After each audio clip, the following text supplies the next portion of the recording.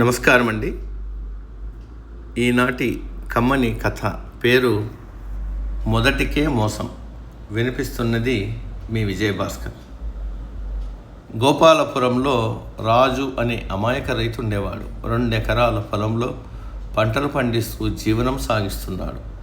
నీరు లేక పంటలు ఎండిపోతూ ఉండడంతో పక్క పొలంలోని బావిని కొన్నాడు.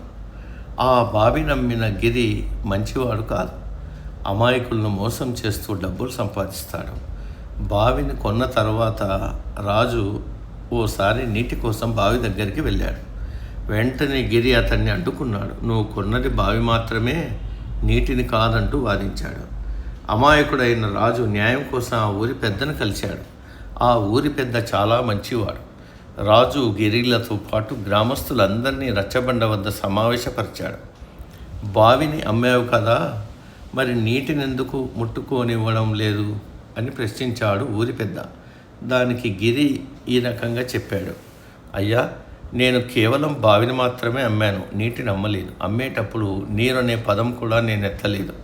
కావాలంటే రాజునే అడగండి అని చెప్పాడు. అందుకు రాజు అమాయకంగా అవునని తలూపాడు.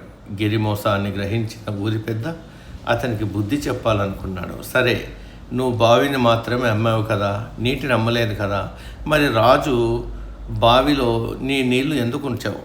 త్వరగా ఖాళీ చేయి, లేదా నెలకు 100 వరహాలు అద్దె చెల్లించు అని ఆదేశించాడు ఊరి పెద్ద. తన మోసాన్ని ఊరి పెద్ద తెలివిగా తిప్పికొట్టాడని అర్థమైంది గిరికి. వెంటనే క్షమాపణ చెప్పి అక్కడి నుంచి వెళ్ళిపోయాడు. అప్పటి నుంచి రాజు బావిలో నీరుని వాడుకోసాగాడు. సమాప్తం.